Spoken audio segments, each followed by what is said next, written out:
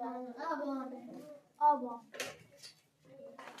इधर, पिछले जो क्लास हुई थी ना प्रोनाउन वाली, उसमें मैंने प्रोनाउन के डिफिनीशन वगैरह और उसके काइंड्स, ठीक है, वो बता दिए थे। इसके बाद पर्सनल प्रोनाउन क्या होता है उसके बारे में बता दिए थे। First person, second person, third person, वो भी बता चुका हूँ।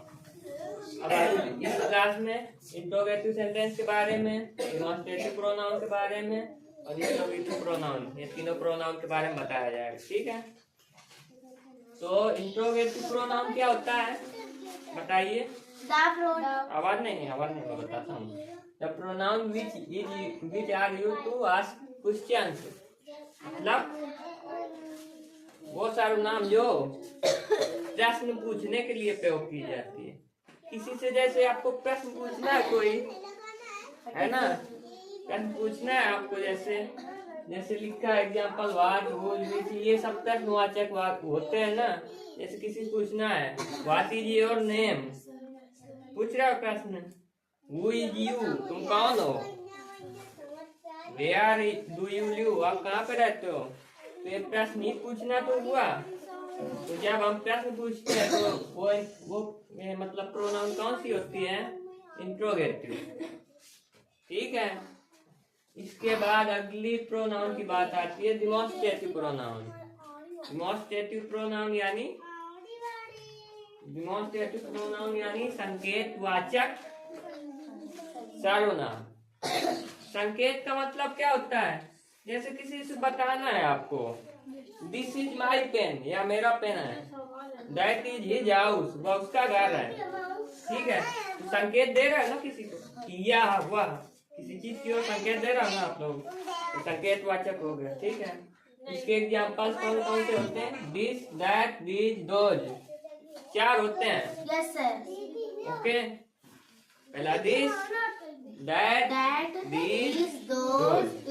दिस का यूज करते हैं कोई चीज सिंगुलर है, एक चीज के लिए दिस दैट का यूज करते हैं, लेकिन जो चीज पास में है उसके लिए दिस, और जो चीज दूर में है उसके लिए दैट। लेकिन अगर इसी जगह प्लूरल चीजों की बात आ जाए, जैसे कोई चीज बहुत सारी है, फिशेस, मछलियां, तो अगर पास में है वो चीज, बहुत सारी चीजें पास में है तो दीज, अगर बहुत सारी चीजें दूर में है तो दोज लगाएंगे। आया यहाँ तक? Yes sir. बताऊंगा, इसमें समझना पड़ता है कौन सी चीज पास में है कौन सी दूर में। समझाऊंगा, मतलब समझाऊंगा। जैसे आपको जैसे दीज आर स्टूडेंट, ठीक है, पास में है, दीज लगा दिया। जैसे आकाश में पक्षी उड़ रहा है बहुत सारे, 2000 बाल से, बताऊंगा, सब बताऊंगा, टेंशन मतलब एक्सरसाइज करवाऊंगा तब बताऊंगा ना। इसके बाद अगली प्रोनाउन कौन सी है, डिस्ट्रीब्यूटिव प्रोनाउन। डिस्ट्रीब्यूट में क्या होता है, किसी चीज को, डिस्ट्रीब्यूट में क्या होता है, किसी चीज को, डिस्ट्रीब्यूट में क्या होता है, किसी चीज को बांटना, है ना। तो ये प्रोनाउन जो होती है किसी चीज को बांटने का काम करती है ना। The pronoun which refers to persons और थिंग्स वन एट एक टाइम, एक समय में केवल एक ही चीज के बारे में बताएगा, या तो पर्सन्स होगा या तो थिंग्स होगा। पर्सन्स में यानी व्यक्ति, थिंग्स यानी वस्तुएं, एक ही चीज के बारे में। यानी जैसे लिखो, जैसे आइदर और नाइदर नॉट, आप लोगों ने देखा होगा सेंटेंस। आइदर देखो, जैसे सेंटेंस है, आइदर राम इज वीपिंग और श्याम इज वीपिंग, या तो राम रो रहा है या तो श्याम रो रहा है। तो इसमें या तो आया ना, 2 सेंटेंस है, जैसे या तो राम या तो श्याम, 2 में से केवल एक ही होगा जो रो रहा होगा, बताओ, है ना। या तो राम रो रहा होगा या तो श्याम, तो दोनों को बात दिया ना, अलग अलग, केवल एक समय में केवल एक ही लोगों की बात हुई ना, बताओ। तो ऐसी प्रोनाउन कौन सी प्रोनाउन कहलाती है, डिस्ट्रीब्यूटिव। ये प्रोनाउन बांटने का काम करते हैं किसी चीज को, 2 चीजों को, मतलब एक समय में केवल एक ही चीज को बताती है। ठीक है। अगला यूजेज ऑफ इंट्रोगेटिव सेंटेंस, ठीक है। Use of interrogative sentence.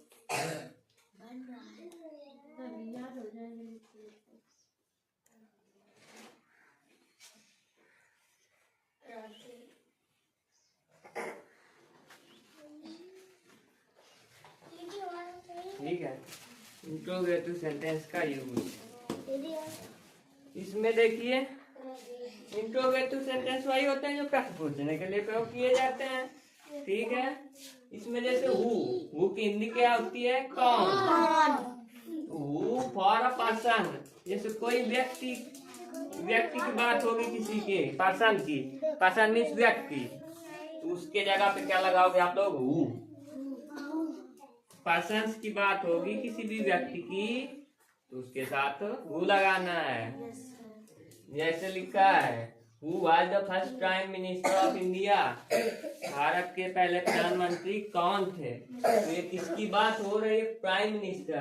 Prime minister यानी पर्सन, पर्सन ही तो हो गए प्राइम मिनिस्टर, व्यक्ति ही तो होंगे ना, तो उसके लिए हु लगाया। अगला देखो हु वाज सौम्या, सौम्या कौन है? ठीक है, ये पर्सन ही हुई ना, पर्सन हुई ना, तो हु लगा किसके लिए? सौम्य के लिए। तो यानी हु का प्रयोग किसके लिए करते हैं? पर्सन के लिए। समझ गए? ये अगली बात होम की। होम कहाँ पे लगाते हैं? होम मीन्स होता है किसको। अगर किसको निकले हिंदी में तो आप लगाते हैं फॉर अ पर्सन, ये भी पर्सन के लिए लगाते हैं, ठीक है। ये भी व्यक्ति के लिए लगाते हैं होम भी, लेकिन जिसमें हिंदी में अर्थ किसको निकले उसके साथ। जैसे होम डिड परी गिव मैंगो, परी ने किसको आम दिया, है ना सेंटेंस, किसको दिया? होम डिड परी गिव मैंगो, परी ने किसको आम दिया, बन रहा है ना सेंटेंस। तो परी पर्सन है ना, तो इसके साथ होम लगा दिया। अगला जैसे वाट का कहाँ पे यूज करते हैं? फॉर थिंग्स, वस्तुओं के लिए। वाट का पर्सन के लिए यूज नहीं करते, यानी व्यक्तियों के लिए वाट नहीं लगाते हैं। वाट किसके लिए लगाते हैं? थिंग्स के लिए। जैसे लिखा है व्हाट आर यू ईटिंग, आप क्या खा रहे हो? ये जो ईट मीन्स खाना होता है ना, ये कोई व्यक्ति तो है नहीं, थिंग है। कोई चीज खाओगे तो लिविंग थिंग हो या नॉन लिविंग थिंग रहेगी तो थिंग ही ना, तो इसके साथ व्हाट लगाते हैं, ठीक है। इसके बाद अगली बात आती है हुज। हुज किसके लिए लगाते हैं? किसका, इसका हिंदी होता है किसका। For both persons and things, persons के साथ भी, व्यक्तियों के साथ भी लगा सकते हैं, और वस्तुओं के लिए भी हुज लगा सकते हैं, दोनों चीजों के लिए, है ना। ओके, जैसे लिखा है हुज इज दिस बुक, या बुक या किताब किसकी है? ये जो किताब है कोई व्यक्ति तो है नहीं, थिंग है, वस्तु है, तो इसके लिए क्या लगाएंगे? हुज। जैसे whose is this pen, pen भी थिंग है, नॉन लिविंग थिंग, इसके लिए क्या लगाएंगे? हुज लगाएंगे। आया यहाँ तक? Yes sir. इसके बाद अभी 2-3 प्रोनाउन और बचे हैं ना, उनको अगली क्लास में बताऊंगा। ओके, दिस दैट के बारे में अच्छे से बताऊंगा कि दिस कहाँ लगाते हैं, दैट कहाँ लगाते हैं। और आज चीज ध्यान आ गई, ठीक है, बता देता हूँ।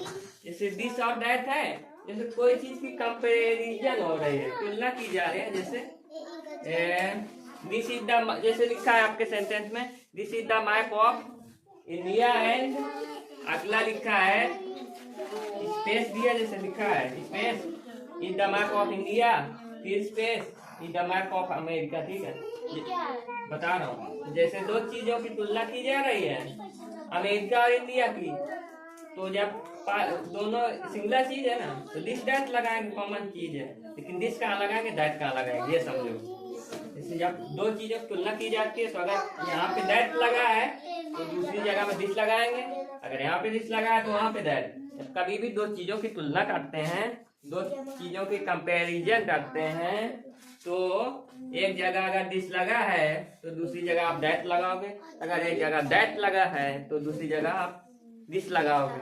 अगर बहुत सारी अगर प्लूरल थिंग्स हैं, बहुत सारी बहुवचन चीजें, तो अगर एक जगह दीज लगा है तो आप दोज लगाओगे, अगर दोज लगा है तो दीज लगाओगे।